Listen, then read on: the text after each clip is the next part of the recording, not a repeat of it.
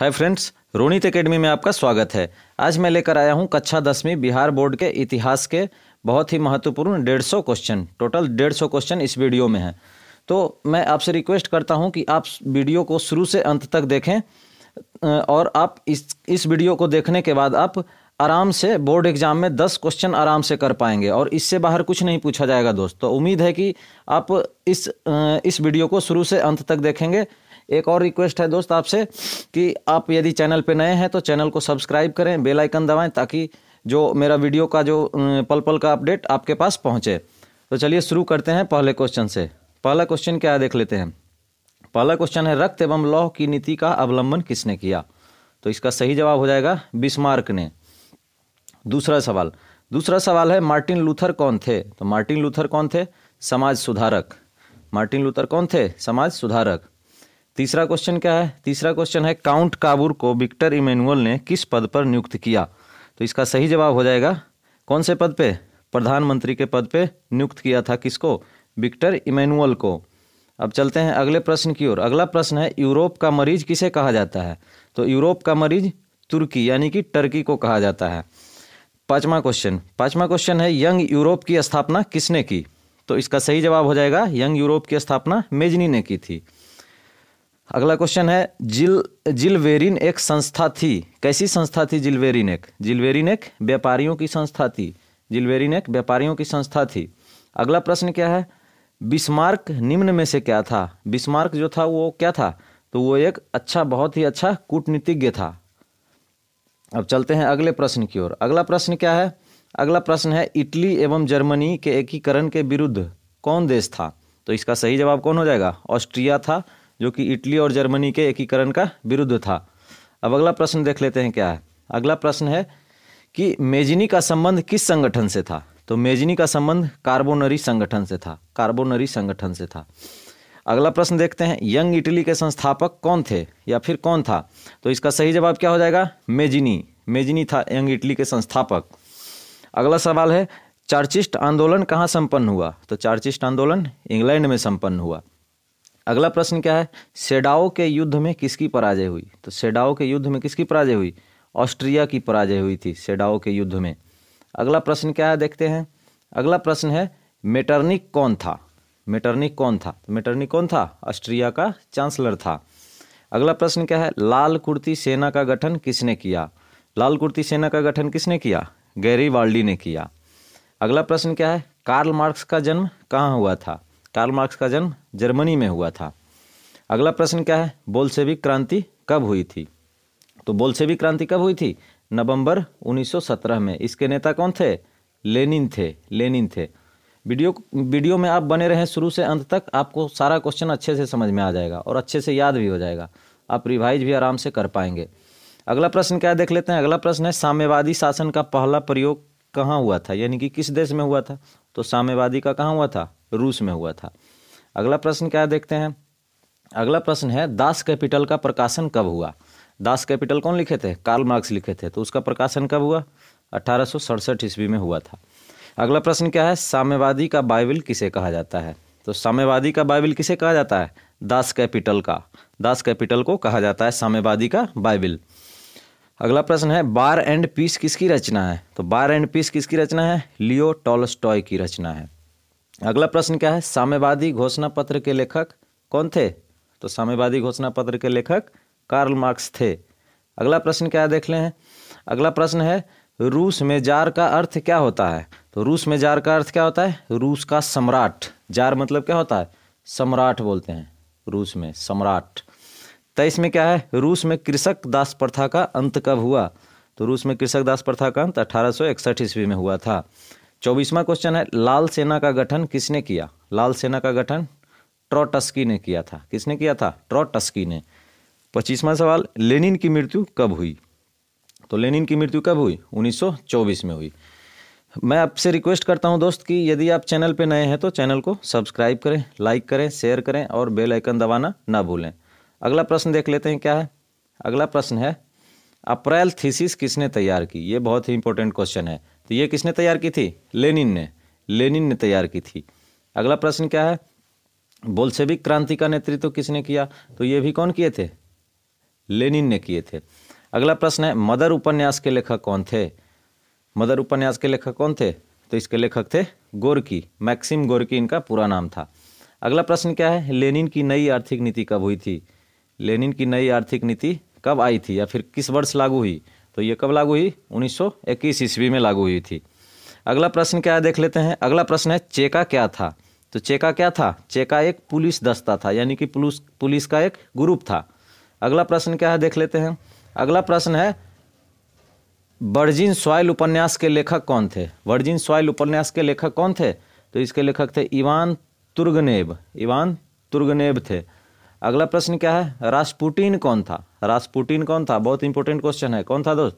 तो रास्पुटिन एक भ्रष्ट पादरी था। अगला प्रश्न क्या है, 1917 की रूसी क्रांति के समय जार का शासन था, मतलब किस जार का शासन था 1917 में जब रूसी क्रांति हुई थी तब? तो इस समय था जार निकोलस द्वितीय का शासन था। अगला प्रश्न क्या है, हिंद चीन में पहुंचने वाले प्रथम व्यापारी कौन थे? हिंद चीन में पहुंचने वाले प्रथम व्यापारी कौन थे? तो पुर्तगाली थे।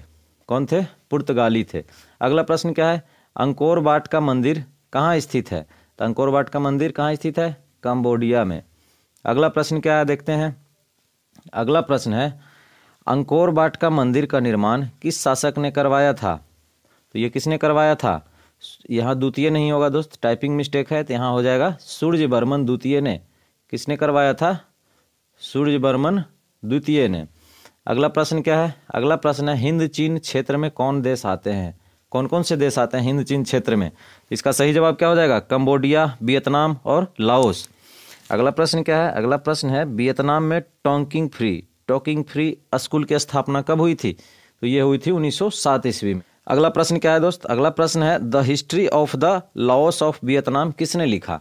तो ये लिखा फान बोई चाउ ने। किसने लिखा the history of the Laos of Vietnam? तो फान बोई चाउ ने लिखा। अब 40वां प्रश्न देख लेते हैं। 40वां प्रश्न क्या है, होआ होआ आंदोलन किस प्रकृति की था? किस प्रकृति का था? इसका सही जवाब क्या हो जाएगा? क्रांतिकारी व धार्मिक था। होआ होआ आंदोलन क्रांतिकारी और धार्मिक दोनों था। अगला प्रश्न क्या है, नरोत्तम सिहानुक, यहाँ सिंह नहीं होगा, यहाँ सिहानुक होगा, टाइपिंग मिस्टेक यहाँ पे फिर से है। कौन है? नरोत्तम सिहानुक कहाँ के शासक थे? तो ये थे कंबोडिया के शासक। हिंद चीन में बसने वाले फ्रांसीसी क्या कहे जाते थे? बहुत ही इंपॉर्टेंट क्वेश्चन है। क्या कहे जाते थे? कोलोन कहे जाते थे।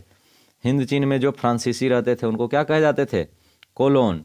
अगला प्रश्न क्या देखते हैं। अगला प्रश्न है हिंद चीन में कौन राष्ट्र शामिल नहीं था? तो हिंद चीन जो है ये चीन ही शामिल नहीं था। हिंद चीन में कौन देश शामिल नहीं था? हिंद चीन में चाइना देश ही शामिल नहीं था।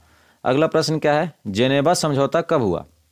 तो जेनेवा समझौता कब हुआ? 1954 ईस्वी में जेनेवा समझौता हुआ। अगला प्रश्न क्या है? अगला प्रश्न देखते हैं। अगला प्रश्न है वियतनाम का एकीकरण कब पूरा हुआ? कब पूरा होगा नहीं होगा यहाँ पे, कब पूरा हुआ? वियतनाम का एकीकरण कब पूरा हुआ? तो ये हुआ 1875 ईस्वी में पूरा हुआ था। अगला प्रश्न क्या है? अगला प्रश्न है अमेरिका ने रबर बागान पर किस रसायन का छिड़काव किया? तो ये किस रसायन का छिड़काव किया था? जरीला नामक एक रसायन था जिसको छिड़काव किया था अमेरिका ने रबर बागान पर। अगला प्रश्न क्या है, लाल खमेर सेना किसकी थी? लाल खमेर सेना किसकी थी? तो नरोत्तम सिहानुक की थी। अगला प्रश्न क्या है, हो ची मिन्ह का शाब्दिक अर्थ क्या होता है? तो इसका अर्थ होता है पथ प्रदर्शक, यानी कि रास्ता दिखाने वाला। हो ची मिन्ह का अर्थ क्या होता है? पथ प्रदर्शक। अगला प्रश्न क्या देखते हैं। अगला प्रश्न है होआ होआ आंदोलन के प्रणेता कौन थे? तो हुइन फूसो। ये कैसी प्रकृति की थी आंदोलन? तो ये थी धार्मिक प्रकृति का आंदोलन था होआ होआ आंदोलन। इसके नेता कौन थे? हुई फूसो। अगला प्रश्न क्या है, वियतनाम में अन्नामी दल की स्थापना किसने की?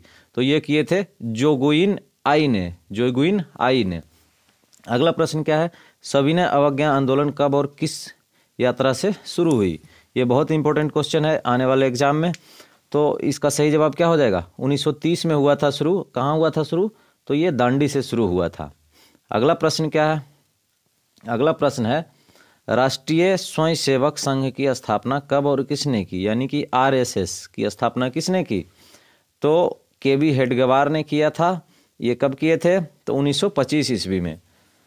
53वां सवाल क्या है, पहला सिपाही विद्रोह कब हुआ? पहला सिपाही विद्रोह कब हुआ? 1857 ईस्वी में पहला सिपाही विद्रोह हुआ था। 54वां क्वेश्चन क्या है? फूट डालो और राज करो की नीति किसने अपनाई? तो इस नीति को किसने अपनाया? अंग्रेजों ने। इस नीति को अपनाकर भारत में शासन किया था अंग्रेज ने। अगला प्रश्न क्या है? अगला प्रश्न है भारतीय राष्ट्रीय कांग्रेस के पहले अध्यक्ष कौन थे? तो ये थे व्योमेश चंद्र बनर्जी, भारतीय राष्ट्रीय कांग्रेस के पहले अध्यक्ष। अगला प्रश्न क्या है? अगला प्रश्न है बहुत इंपॉर्टेंट क्वेश्चन, एग्जाम में आता ही आता है, जालियांवाला बाग हत्याकांड किस तिथि को हुआ?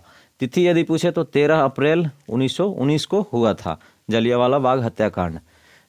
अगला प्रश्न क्या है? भारतीय राष्ट्रीय कांग्रेस की स्थापना कब और किसने की? तो भारतीय राष्ट्रीय कांग्रेस की स्थापना कब हुई? तो ये हुई 1885 ईस्वी में। किसने किया था? तो A.O. ह्यूम ने। अगला प्रश्न क्या है? टीपू सुल्तान कहाँ का शासक था? टीपू सुल्तान कहाँ का शासक था? तो ये कहाँ का शासक था टीपू सुल्तान? ये मैसूर का शासक था। अगला प्रश्न क्या देखते हैं? अगला प्रश्न है गांधी जी ने साबरमती आश्रम की स्थापना कब की? तो ये किए थे कब? 1915 ईस्वी में। अगला प्रश्न क्या देखते हैं? अगला प्रश्न है कि ब्रह्म समाज की स्थापना किसने की? ब्रह्म समाज की स्थापना किसने की? तो ये किए थे राजा राममोहन राय ने। अगला प्रश्न क्या है? अगला प्रश्न है वेदों की ओर लौटो का नारा किसने दिया?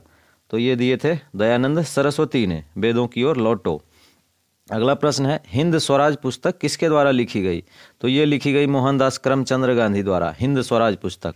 अगला प्रश्न है कि सरदार वल्लभ भाई पटेल को सरदार की उपाधि किस आंदोलन के दौरान दी गई? तो ये दी गई थी बारदोली सत्याग्रह एक हुई थी, उसके दौरान इनको सरदार की उपाधि दी गई थी। किनको? सरदार वल्लभ भाई पटेल को। अगला प्रश्न क्या है? रंपा विद्रोह कब हुआ? तो रंपा विद्रोह कब हुआ था? 1916 में हुआ था। ये कहाँ हुआ था? आंध्र प्रदेश में हुआ था रंपा विद्रोह। अगला प्रश्न क्या है? तो लखनऊ समझौता किस वर्ष हुआ? लखनऊ समझौता भी किस वर्ष हुआ था? 1916 में। लखनऊ समझौता और रंपा विद्रोह एक ही साल में हुआ था। अगला प्रश्न क्या है? अगला प्रश्न है गदर पार्टी की स्थापना किसने और कब की? तो गदर पार्टी की स्थापना किसने की? लाला हरदयाल ने की थी। कब की थी? 1913 ईस्वी में। अगला प्रश्न देखते हैं क्या है? खलीफा पद की समाप्ति तुर्की में कब संपन्न हुई? खलीफा पद की समाप्ति कब हुई तुर्की में संपन्न? 1924 ईस्वी में। अगला प्रश्न क्या है? ताना भगत आंदोलन किन आदिवासियों में हुआ था? तो ये हुआ था ओराव नामक एक आदिवासी था, उनमें हुआ था ताना भगत आंदोलन। तो उम्मीद है कि आप इस वीडियो को अच्छे तरह से देख रहे होंगे और आप शुरू से लास्ट तक देखते ही रहें इस वीडियो को, आपको अच्छी तरह से समझ में आ जाएगा टोटल 150 क्वेश्चन। तो चलिए आगे बढ़ते हैं अगले प्रश्न की ओर। अगला प्रश्न है दक्षिण अफ्रीका से गांधी जी किस वर्ष भारत वापस आए? किस वर्ष आए थे? 1915 ईस्वी में भारत आए थे। कहाँ से? साउथ अफ्रीका यानी दक्षिण अफ्रीका से आए थे 1915 में। अगला प्रश्न क्या है? गांधी इरविन समझौता किस वर्ष हुआ? गांधी जी और लॉर्ड इरविन के बीच एक समझौता हुआ था, उसे गांधी इरविन समझौता के नाम से जाना जाता है। अब ये कब हुआ था? 1931 में। अगला प्रश्न क्या है? अगला प्रश्न है 1905 में बंगाल विभाजन किसने किया था? तो ये किया था लॉर्ड कर्जन ने। अगला प्रश्न क्या देखते हैं? अगला प्रश्न है गांधी जी ने किस गोलमेज सम्मेलन में भाग लिया था? तो किस गोलमेज सम्मेलन में भाग लिया था? चतुर्थ में। गांधी जी किस सम्मेलन में? चतुर्थ सम्मेलन में भाग लिए थे। अगला प्रश्न क्या है? आर्म्स एक्ट किसने लागू किया था? आर्म्स एक्ट किसने लागू किया था? तो ये किया था लॉर्ड लिटन ने। लॉर्ड लिटन नामक एक व्यक्ति था जिन्होंने लागू किया था आर्म्स एक्ट। अगला प्रश्न क्या है? 1911 ईस्वी में बंगाल विभाजन को किसने वापस लिया? तो ये किसने लिया था? लॉर्ड हार्डिंग ने। तो बंगाल विभाजन हुआ कब था? 1905 में। वापस कब लिया गया? 1911 में। अगला प्रश्न क्या है? अगला प्रश्न है गांधी जी को महात्मा की उपाधि किसने दी? तो ये किसने दी थी? रविन्द्रनाथ टैगोर ने। अगला प्रश्न क्या देखते हैं? अगला प्रश्न है चौरा चौरी कांड के बाद गांधी जी ने किस आंदोलन को बंद कर दिया था? तो ये किस आंदोलन को बंद कर दिए थे? चौरा चौरी कांड हुआ था तब असहयोग आंदोलन को बंद कर दिए थे। अगला प्रश्न क्या देखते हैं? अगला प्रश्न है जालियांवाला बाग हत्याकांड के बाद किसका गठन किया गया था, यानी कि किस समिति का गठन किया गया था? तो ये था हंटर समिति। जालियांवाला बाग हत्याकांड जो 1919 में हुआ था। अगला प्रश्न है तीन कठिया प्रणाली किस पर लागू हुआ था? तो ये लागू हुआ था किसान पर, तीन कठिया प्रणाली। अगला प्रश्न है फॉरवर्ड ब्लॉक के संस्थापक कौन थे? तो ये थे सुभाष चंद्र बोस। फॉरवर्ड ब्लॉक के संस्थापक कौन थे? सुभाष चंद्र बोस। अगला प्रश्न है ताशकंद समझौता कब हुआ? ताशकंद समझौता कब हुआ? तो ये हुआ 1920 ईस्वी में ताशकंद समझौता। अगला प्रश्न है स्वराज दल के अध्यक्ष कौन थे? तो ये थे मोतीलाल नेहरू। अगला प्रश्न क्या है आर्य समाज की स्थापना किसने की? तो आर्य समाज की स्थापना किसने की? दयानंद सरस्वती ने। अगला प्रश्न क्या है अलीगढ़ आंदोलन का नेतृत्व किसने किया? तो अलीगढ़ में एक आंदोलन हुआ था, उसका नेतृत्व सैयद अहमद खान ने किया था। अगला प्रश्न क्या है? अगला प्रश्न है गांधी जी ने नमक कानून किस तिथि को भंग किया? बहुत इंपॉर्टेंट क्वेश्चन है।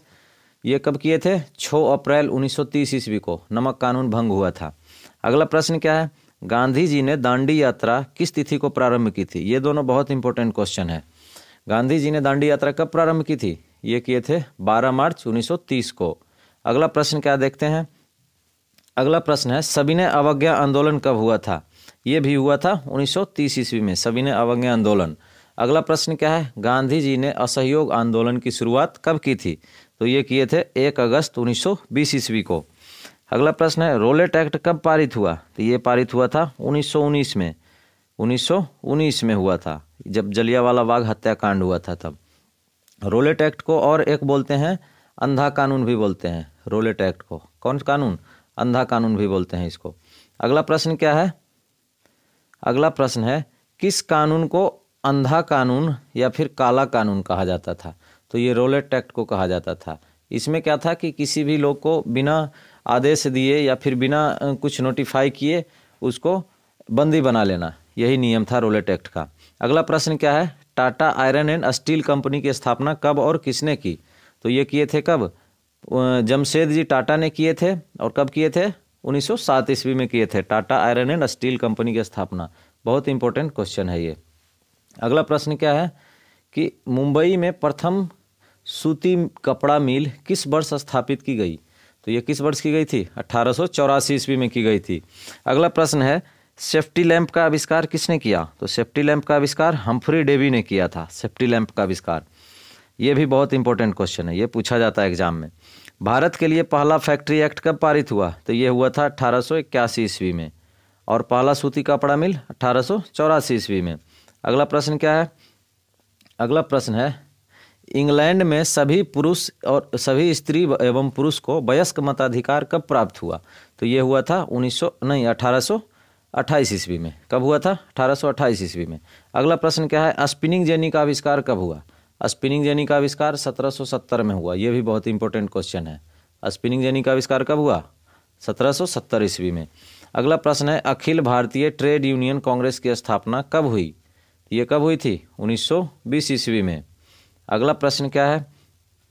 अगला प्रश्न है औद्योगिक क्रांति सर्वप्रथम किस देश में हुई? तो औद्योगिक क्रांति किस देश में हुई? इंग्लैंड में हुई थी। अगला प्रश्न है बाड़ाबंदी आंदोलन कहाँ हुआ था? बाड़ाबंदी आंदोलन कहाँ हुआ था? तो ये हुआ था इंग्लैंड देश में। और चार्चिस्ट आंदोलन भी यहीं हुआ था इंग्लैंड में। अगला प्रश्न क्या है राष्ट्रीय श्रम आयोग की स्थापना किस वर्ष हुई? यानी कि ILO की स्थापना कब हुई? इंटरनेशनल लेबर ऑर्गेनाइजेशन की स्थापना कब हुई? 1962 ईस्वी में हुई थी। अगला प्रश्न क्या है? अगला प्रश्न है भारत में पहली जूट मिल की स्थापना कब हुई? भारत में पहली जूट मिल की स्थापना कब की गई थी? ये कहाँ हुई थी? सॉरी कब नहीं, कहाँ हुई थी? ये बंगाल में हुई थी। अब चलते हैं अगले प्रश्न की ओर। अगला प्रश्न क्या है 10 घंटे का आंदोलन कहाँ चला? तो 10 घंटे का आंदोलन भी इंग्लैंड में चला। चार्चिस्ट आंदोलन भी वहीं हुआ था और बाड़ाबंदी आंदोलन भी वहीं हुआ था। अगला प्रश्न क्या है स्पिनिंग जेनी का आविष्कार किसने किया? तो स्पिनिंग जेनी का आविष्कार किसने किया था? जेम्स हारग्रीव्स ने किया था। अगला प्रश्न है जनसंख्या का घनत्व सबसे अधिक किस जगह पर होता है? यानी कि कौन से एरिया में होता है? तो ये महानगर में होता है, नगर में नहीं होता है। अगला प्रश्न क्या है? अगला प्रश्न है पटना का प्राचीन नाम क्या था? तो ये क्या था? पाटलिपुत्र था। क्या था? पाटलिपुत्र था पटना का प्राचीन नाम। अगला प्रश्न क्या है पूंजीपति वर्ग के द्वारा किस वर्ग का शोषण हुआ? तो ये किस वर्ग का हुआ था? ये सभी वर्ग का हुआ था। श्रमिक वर्ग, मध्यम वर्ग और कृषक वर्ग का शोषण हुआ था।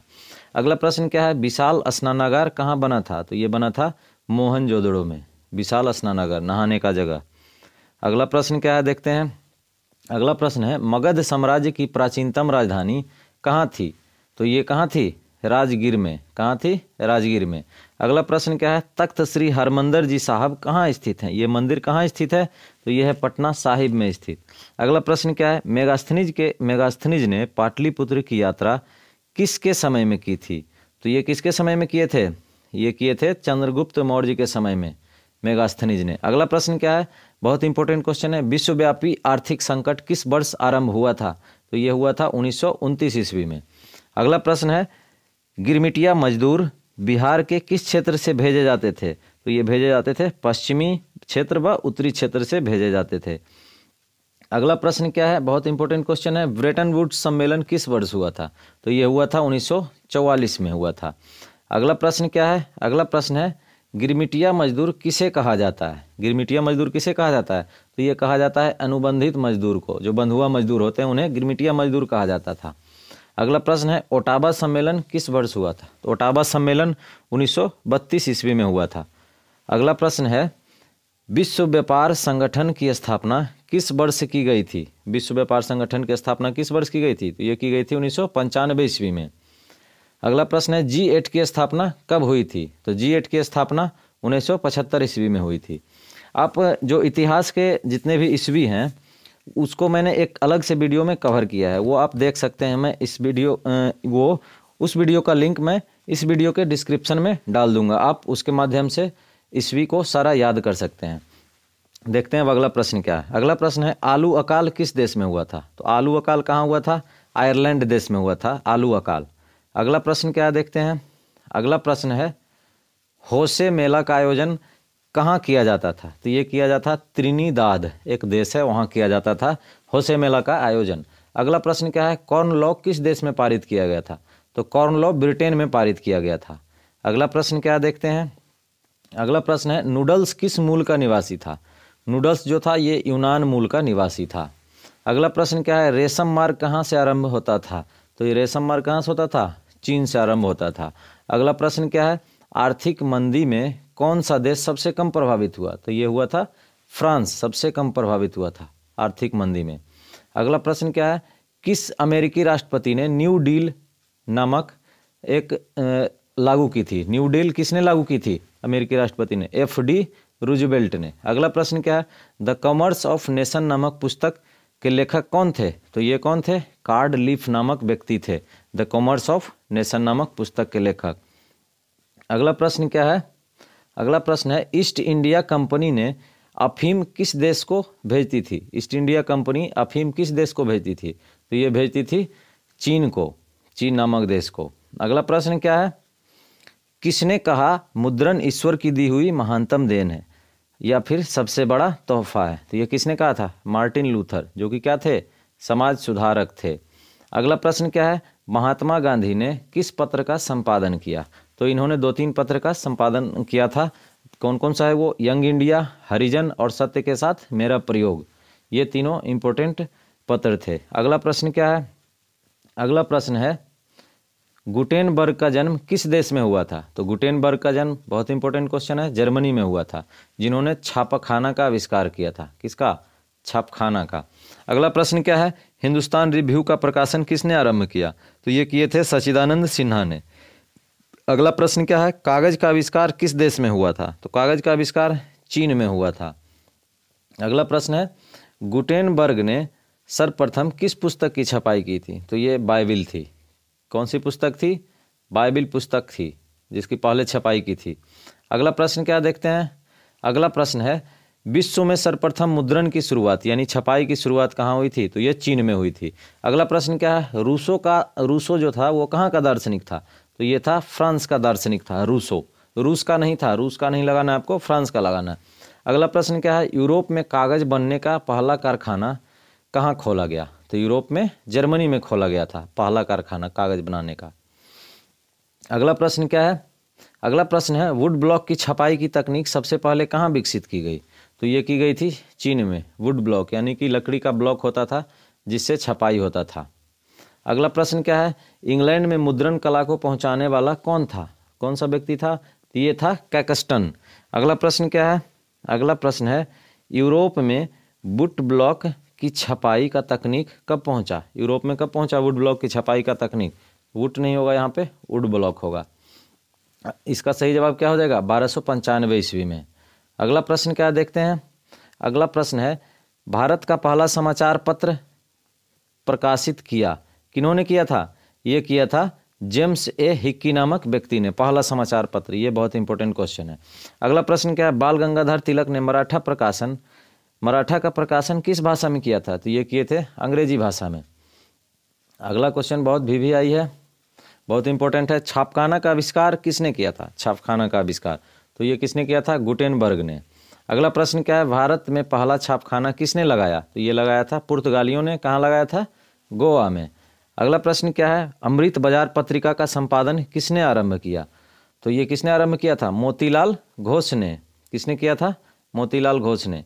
अगला प्रश्न क्या है, हरिजन पत्रिका का प्रकाशन किसने आरंभ किया था? तो ये किया था महात्मा गांधी ने। अगला प्रश्न क्या देख लेते हैं। अगला प्रश्न है, मेरा बचपन और मेरा विश्वविद्यालय नामक पुस्तक किसने लिखी? तो ये लिखे थे मैक्सिम गोर्की ने। किसने लिखे थे? मैक्सिम गोर्की ने। और एक और मदर नामक जो थे उपन्यास, मदर नामक, उसका भी संपादन किसने किया था? मैक्सिम गोर्की ने। और मेरा बचपन मेरा विश्वविद्यालय ये इन्होंने ही लिखा था। अगला प्रश्न क्या है, गुलामगिरी के लेखक कौन थे? गुलामगिरी के लेखक कौन थे? तो ये थे ज्योतिबा फुले। अब अंतिम और लास्ट क्वेश्चन क्या है दोस्त? अंतिम क्वेश्चन है, संवाद कौमुदी का प्रकाशन किस भाषा में हुआ? संवाद कौमुदी का प्रकाशन किस भाषा में हुआ? बंगाली भाषा में हुआ था। तो उम्मीद है कि आप 150 क्वेश्चन अच्छी तरह से बोर्ड एग्जाम में कर पाएंगे। और यदि वीडियो आपको अच्छा लगा हो तो वीडियो को चैनल को सब्सक्राइब करें, लाइक करें, शेयर करें और कमेंट करें। धन्यवाद।